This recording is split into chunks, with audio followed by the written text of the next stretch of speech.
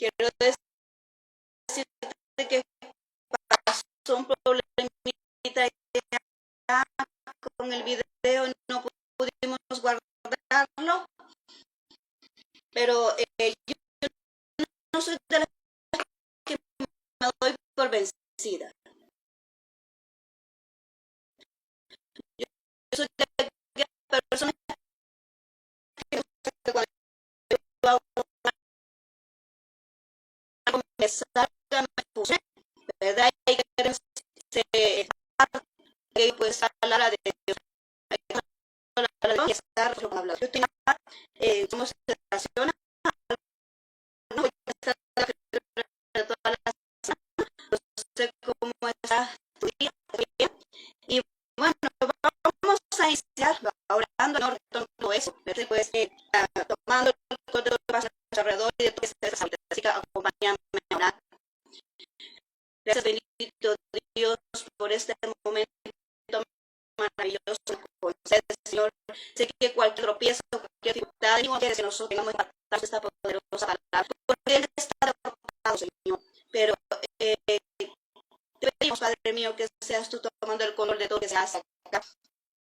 Tu control de cada una de las palabras, Señor. En este momento ponemos este espacio en tus manos, mi Dios. Gracias por transmitir tu palabra a las personas, Señor, que están escuchando ahí al otro lado de la pantalla. Gracias, Cristo Jesús. Amén. Amén. Bienvenido a ti que estás ahorita conectándote, ¿verdad? Estás ahí acompañándome al otro lado, Señor. Pues vamos a seguir con esta serie, ¿verdad? Está divino. Vamos a seguir con esta serie y toda la vida de Jesús. Hablando y podemos pues que estos días estos hechos más grandes, más importantes, más importantes de eso, pero es más grande porque es más el misterio de Jesús antes de pedir sobre su vida en ese sacrificio nosotros la eterna a ti y a mí. Y es gracias a ello que ahora nosotros tenemos esa esperanza, esa oportunidad de poder tener esa vida eterna. Así que ahora que ahora tu vida vamos a hablar cómo manejar la traición, porque Jesús fue traicionado y así también muchos de nosotros creo que más de una vez hemos vivido eso, a pasar por alguna traición.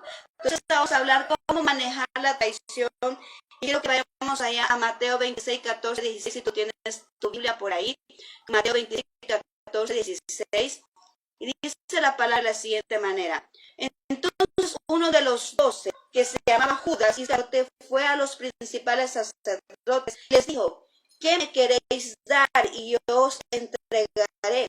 Y ellos le asignaron 30 piezas de plata y desde entonces buscaba la manera de cómo entregarles a Jesús. Mira qué tremendo esto.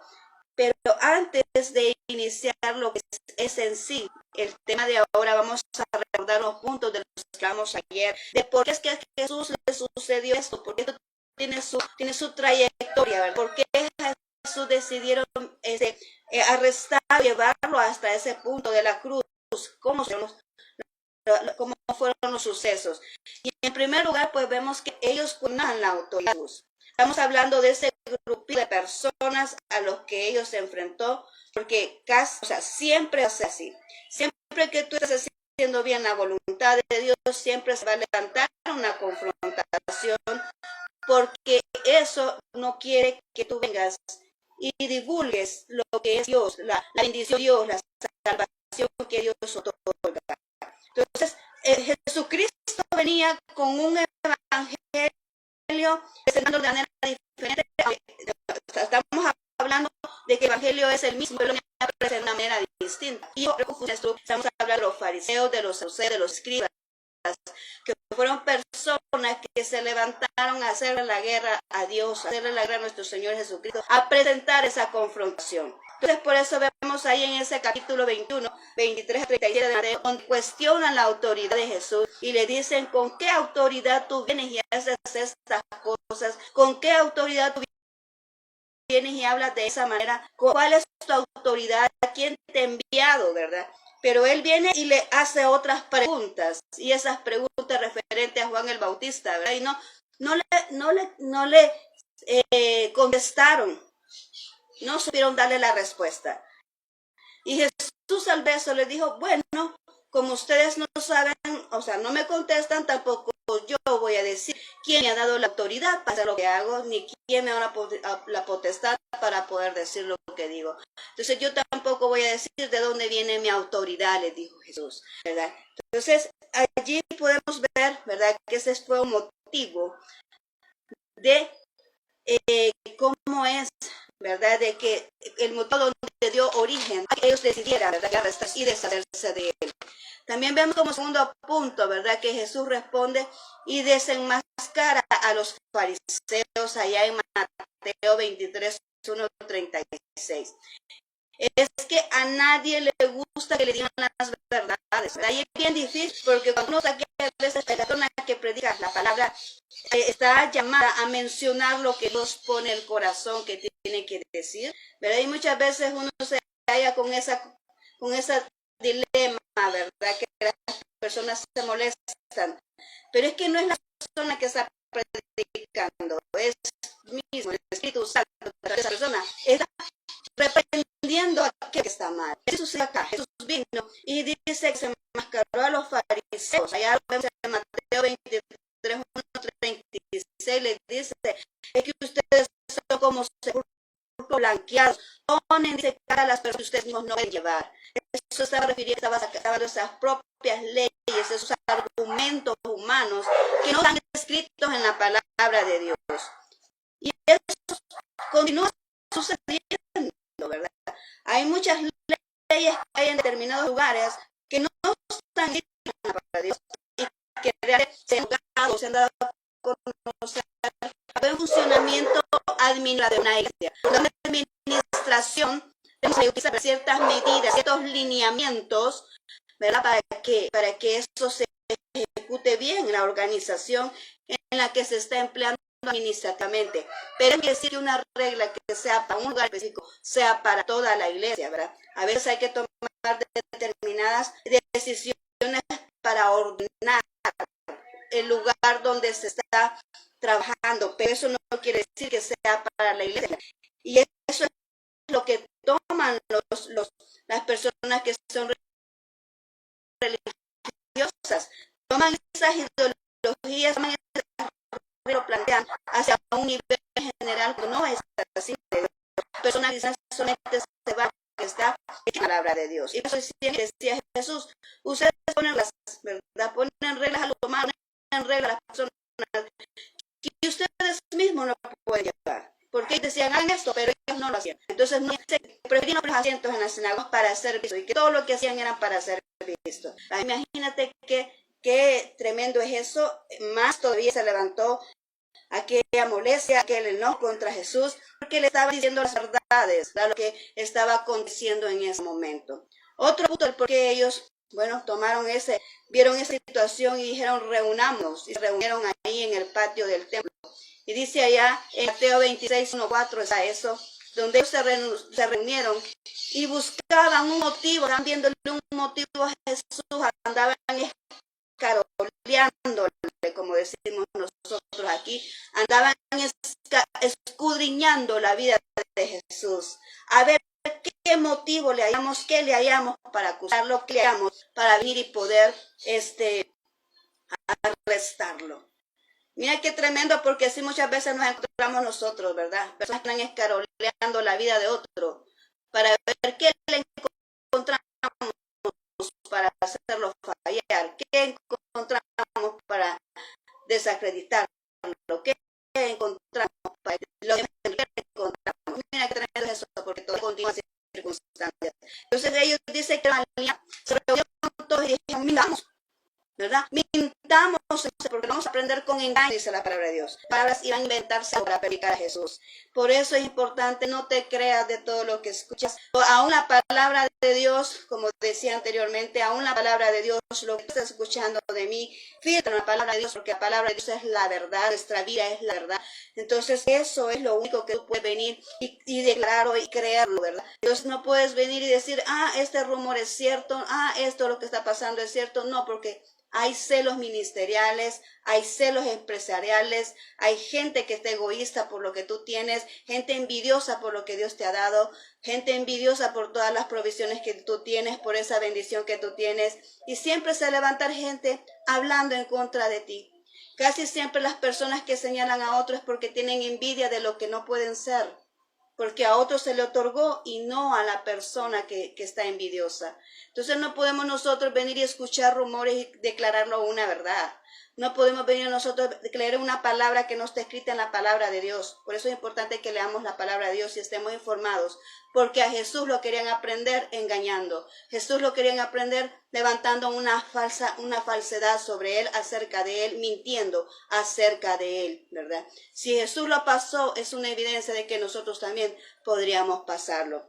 Bueno, ahora y entrando en el punto de hoy es que encontraron la persona exacta para poder llevar a cabo su plan de traición. Estamos hablando de Judas. Y esa está en la porción que acabamos de leer ahí en Mateo 26, 14, 16, que dice de que él andaba buscando cómo entregarlo. Él fue.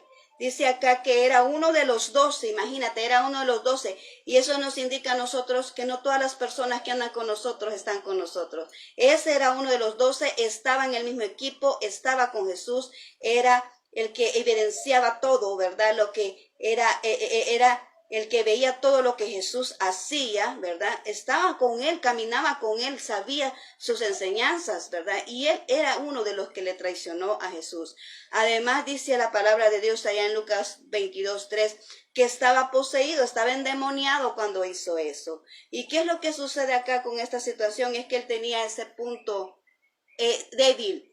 Ese aspecto de su vida estaba débil, ¿verdad? Y por eso el enemigo lo tomó, lo tentó, para que él viniera y provocara esa traición contra Jesús. Y además dice que él fue el que buscó a los principales, o sea, no fueron ni los sacerdotes que querían sacar a Jesús de en medio, sino que fue él el que los buscó y le preguntó, ¿qué me van a dar? ¿Verdad? ¿Qué me van a dar si yo entrego al maestro? ¿Qué me van a dar? Dice en Mateo 26:15. Y ellos dijeron, te vamos a dar 30 piezas de plata. Y de que él dijo eso, entonces él empezó a ver la manera de cómo venir y entregar a Jesús. Ahora la pregunta es, ¿dónde estaba Jesús en medio de todo esto? Bueno, la palabra de Dios no lo especifica claramente, ¿verdad? Pero allá en Juan 12 podemos nosotros concluir que en ese momento Jesús estaba en Betania. Recordemos que ayer al final de la enseñanza podemos ver que él se quedó en Betania en casa de un leproso. Pero ya en el capítulo 12 de Juan dice que estaba en Betania en la casa de Lázaro, con la familia de Lázaro. Entonces podemos deducir que en esa región se encontraba él en ese momento. Pero ¿qué podemos aprender nosotros de todo esto?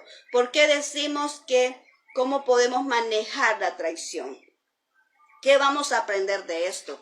Bueno, en primer lugar, entender que no todas las personas que se acercan a ti están contigo. No todas las personas que te sonríen están contigo. No todas las personas que te dan la mano están contigo. No todos aquellos que te abrazan están contigo. No todo aquel porque muchas personas se acercan a nosotros, no por lo que somos nosotros, sino por lo que nosotros poseemos en Cristo. Amén.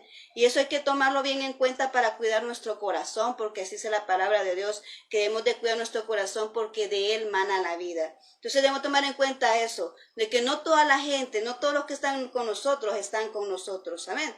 Y no todos pueden comprender la visión. Van a haber muchas veces que nos vamos a tener que levantar solos a defender lo que Dios nos ha otorgado, la visión que Dios nos ha dado, ¿verdad? Entonces es importante eso. Ahora bien, ¿qué más podemos ver acá? Dice acá en segundo lugar que esa persona, o sea, Judas estaba con Jesús, pero el hecho de estar con Jesús no quiere decir que era una persona convertida, que era una persona diferente, porque en el primer momento, en el primer instante que se le presentó la oportunidad, surgió lo que era él, realmente un delincuente, porque Judas era un delincuente, era un ladrón, ¿verdad?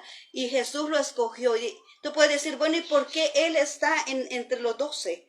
Porque era necesario, era parte del plan que hubiera alguien que lo entregara, y ese iba a ser Judas. El ladrón, Dios escogió un delincuente. Y además nos deja otra enseñanza, porque además para Dios los delincuentes también tienen derecho a estar con Jesús, tienen derecho a arrepentirse y estar con Jesús. Pero aquí sucedió algo que podemos entender, es que Judas nunca cambió. Judas estuvo con Jesús y no hubo una verdadera conversión, porque el primer punto, la primera oportunidad se le presentó, se afloró aquello que andaba por dentro, y es el hecho de venir y por la avaricia de obtener esas 30 piezas de plata, vino y entregó al maestro que andaba con todos ellos. Amén. Entonces, pero lo que entendemos es que esa es una área débil. Y eso nos da a nosotros esa enseñanza de que cuando nosotros tenemos esas áreas débiles y no las rendimos a Dios, fácilmente podemos ser influenciados por el enemigo, porque no hemos entregado esa área al Señor. Y así estaba Judas. Judas no había entregado esa área, él no se había rendido en esa área, ¿verdad? Por eso el enemigo lo tomó y lo usó para esa parte del plan, ¿verdad? Lo usó para que se entregara a Jesucristo, a las personas que lo querían aprender, ¿ya? Y así mismo con nosotros, cuando nosotros nos rendimos esas áreas débiles, somos expuestos a ser utilizados por el enemigo. Es por eso que tú ves muchos hermanitos peleando con otros, ¿verdad? Discutiendo, viendo cómo ponen tropiezo, viendo aquí, haciendo allá, porque tienen áreas débiles que no han rendido aún a Dios. Y es importante que nos rindamos por completo a Él. Aún las áreas débiles que podamos encontrar, rendirlas a Él para que Él pueda hacer ese cambio en nosotros